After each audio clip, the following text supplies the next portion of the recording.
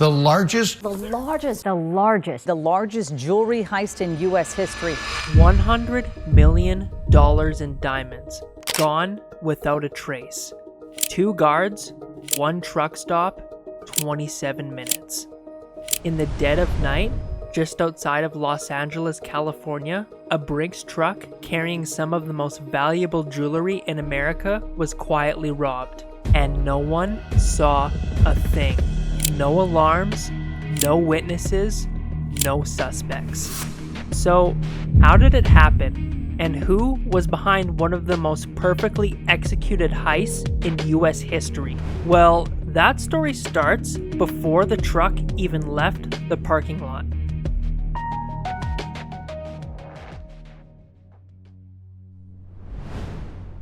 Phantom.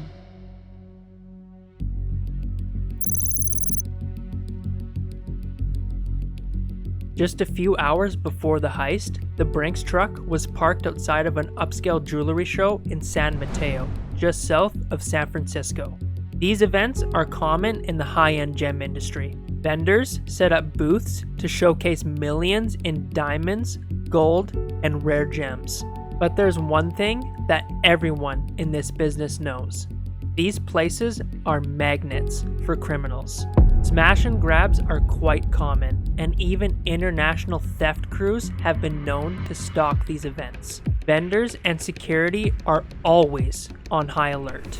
As the show wrapped up, a jeweler named Gene Malky was packing up when he heard an announcement over the loudspeaker. Strange and suspicious individuals have been seen walking around the expo today. We advise all vendors to leave with extreme caution. Earlier that day, the show's manager, Brandy Swanson, spotted a man wearing a surgical mask. He was sitting silently on a folding chair, watching vendors pack up.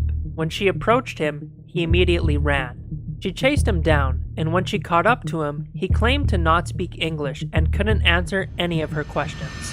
He was escorted out of the building by security. Outside, he met another man who was also wearing a surgical mask. The two left together.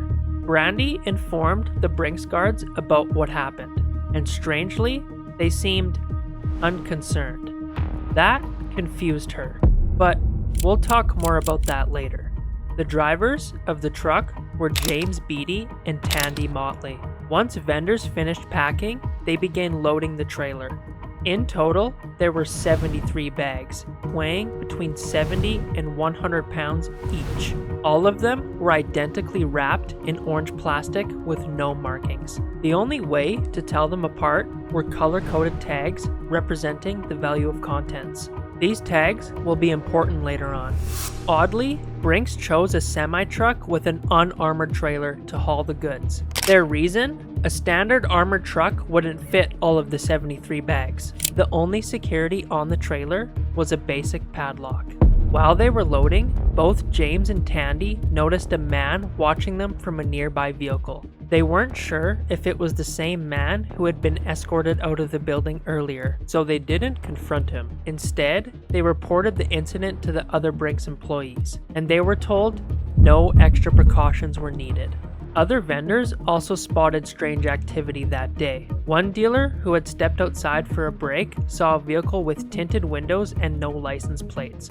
When he tried to take a photo, the car sped off. Another man, who was wearing sunglasses, an earpiece, and a baseball cap, was seen hanging around the loading area of the building. Security asked him to leave. He then jumped into a Dodge Charger and sped off. Despite all of these red flags, Brinks chose not to add any extra security that day. After they finished loading, James told Tandy he needed his 10-hour rest period before driving again.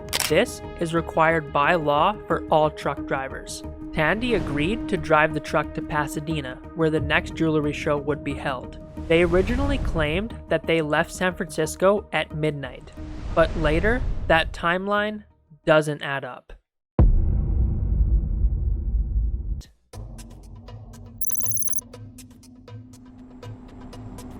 Roughly 300 miles into the drive, Tandy started to get hungry. It was about 2 a.m. when he pulled into a Flying J truck stop in Lebec, California, about 75 miles north of Los Angeles. James was still asleep in the cab. Tandy left the truck running and went inside to get some snacks. He used the bathroom, wandered the aisles, and even chatted with the cashier. Total time inside, 27 minutes. While he was debating which kind of chips to buy, a group of men were breaking into the semi-trailer, quietly and efficiently. By the time he returned, the padlock was cut and the plastic seal broken. He immediately woke up his partner James, and when they opened the trailer, 22 of the 73 bags were gone. And strangely, the thieves didn't take the bags that were closest to the door. They went for the ones that were buried in the middle and at the front of the trailer. The ones with the color-coded tags indicating the highest value. Whoever did this knew exactly what they were looking for.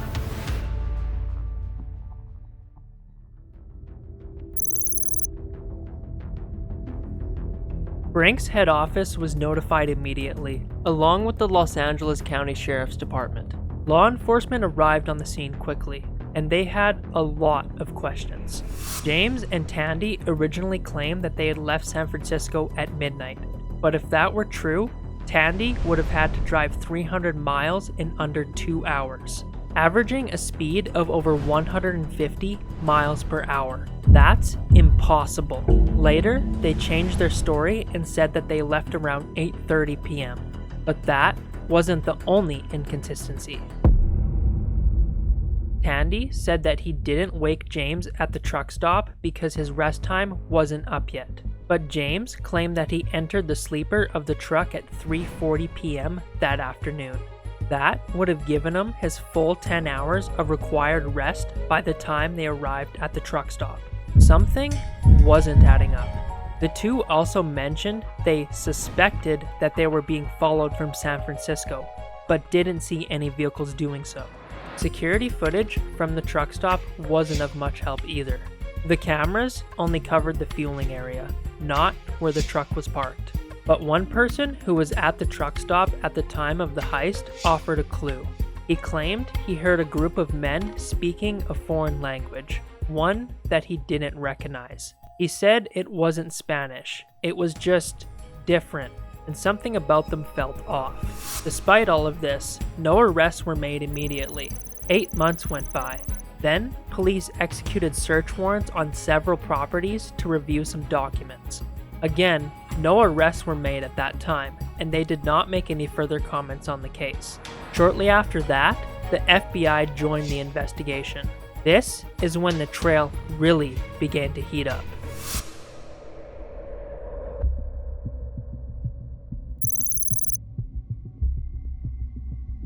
Even though early signs pointed to it being an inside job, it wasn't. In June 2025, the U.S. Attorney's Office for the Central District of California indicted 7 men from the Los Angeles area. They were arrested and charged with conspiracy to steal from interstate and foreign shipments. 5 of them were also charged under the Hobbs Act and faced additional conspiracy counts. The suspects were part of an organized theft ring. In 2022, they had stolen $240,000 worth of Samsung electronics and another $57,000 in Apple AirTags using the same method every time. One member would follow the truck in a regular-looking vehicle, alerting the others when it stopped at an unpopulated area. Then, a second team would move in, breach the trailer, and steal the cargo. After the Brinks heist, investigators noticed that the same method was used. Also, all the suspects had deactivated their cell phones just days after the crime. This is what finally allowed investigators to piece the case together. When they executed search warrants on 2 of the suspects' homes, they found jewelry that had been stolen from the Brinks truck. That confirmed it. They had the right suspects. But not all of them. 4 additional suspects remain at large, with arrest warrants still active. And the jewelry that was recovered so far, it's just a small fraction of what was stolen. Trials are still ongoing, and as of right now, only 2 of the men have pleaded not guilty. If all 7 are convicted, they each face up to 20 years in prison per charge.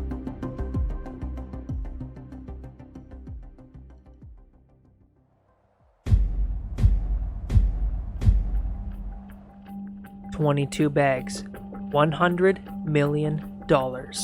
One perfect opportunity. 4 men are still on the run, and the bulk of the stolen diamonds still missing. It's been 3 years. Where are they? Who has them now?